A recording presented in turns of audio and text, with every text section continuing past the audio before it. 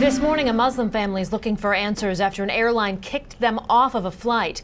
The 9 Muslim passengers, including 3 children, were heading from D.C. to a religious retreat in Florida.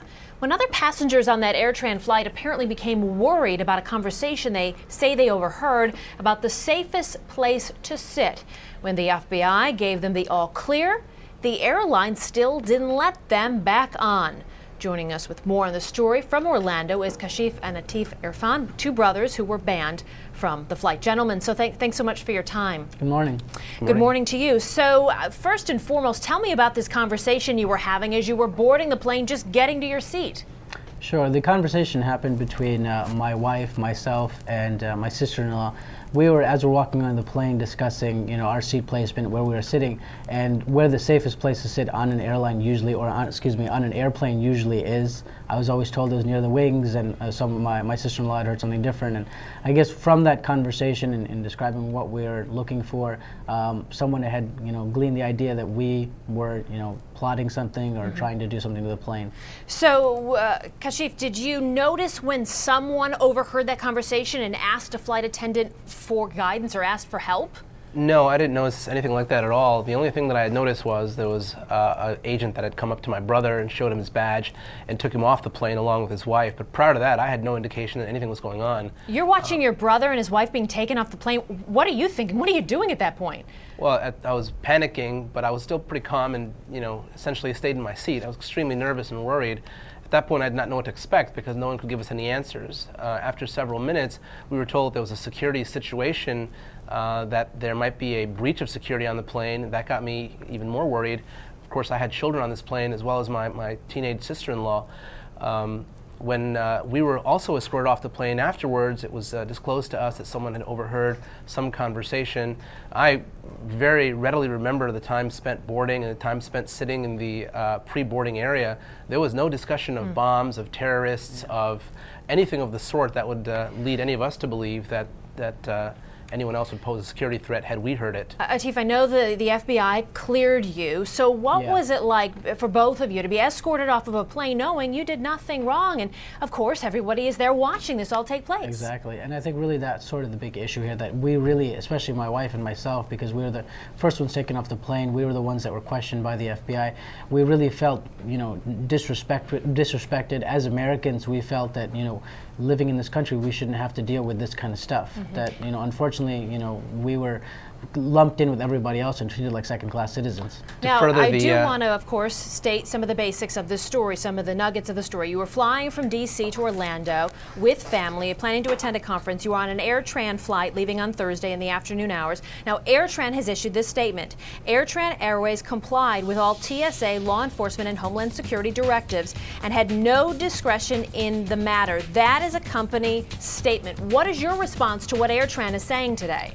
Well, for me, I know for a fact that the FBI agents, after they had cleared us of any wrongdoing, and by us I mean all 9 of the passengers involved, which included my brother, myself, our families, and a friend of ours who happened to be on the same flight going to the same place, who didn't even come to the airport along with us. The FBI had cleared all of us. In fact, they hadn't even questioned my family and myself, only my brother and his wife. So once we were cleared, we were expected to reboard either the plane or be booked on the next flight out by AirTran. However, AirTran at that point refused. They also further refused to let us on any subsequent flights that were going to leave the next day or the following weekend, saying that the security issue had not been resolved yet, despite the fact that the FBI assured us that we represent no threat whatsoever and that this was essentially a horrible mistake. Now, Atif, I believe you're an attorney or a tax attorney. You're considering pursuing legal action, but you're not after money.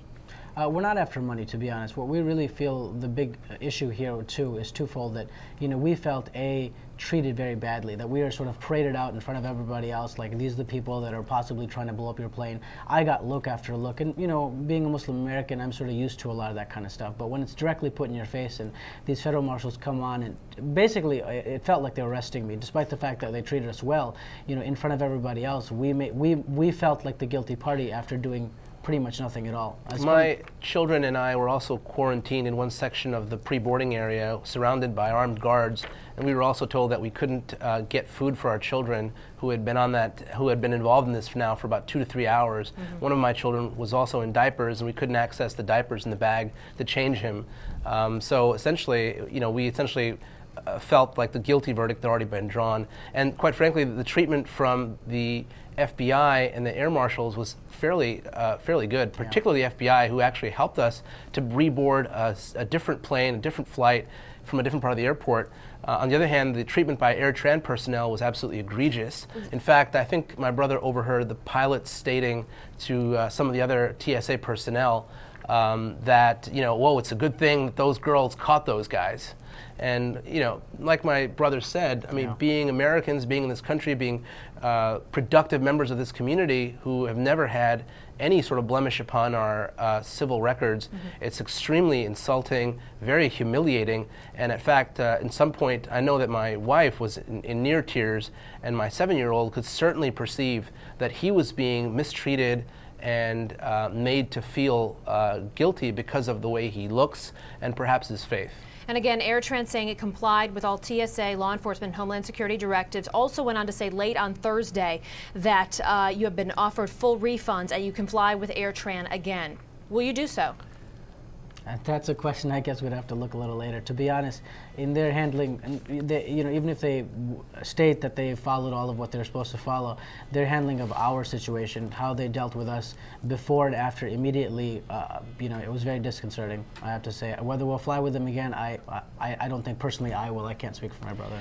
My concern is not really about flying with them again. My concern is that this sort of treatment should not happen to us again, nor any other families that might be profiled for their race, their religion, or any of the sort of things that probably don't have any significance whatsoever with regards to whether or not they pose a threat to the passengers on board or to themselves or anybody else. Reflecting upon that conversation you were having, again, an innocent conversation you say you were having about where is the safest place to sit on a plane, would you do anything differently? Again, I think just watch our words. My wife and I generally are pretty careful about that kind of stuff anyways, because we know that when we step onto a plane, most people are initially kind of looking at us with a different eye than they would other people, because my wife wears a headscarf, I have a beard, we're obviously of darker complexion. So, I guess, again, just be careful as to what we say and just hopefully, see what happens. We do kind of stand out in a crowd, especially when the 9 of us are traveling together. We had Caucasian people, men and women, people of Indian descent, people of Pakistani descent. We also had an African American on board with us, so a racially diverse crowd looking Islamic in terms of their headscarves and clothing, traveling together. I suppose someone could look at us and certainly notice that we are different than the rest of the people on the plane, but once again, that should not lead someone to draw the conclusion that we are posing a threat to the plane, regardless of the kind of conversations we're having, unless we're saying something extremely inflamed, or perhaps something which would seriously indicate that we have something on our person that would cause harm. And secondarily, even if that were the case, even if we were taken off planes, so on and so forth, the kind of humiliation, the kind of treatment that we received is probably not warranted in any situation like that. After all, no one is guilty until proven guilty, and this was the statements of simply, I believe, 1 or 2 teenage passengers.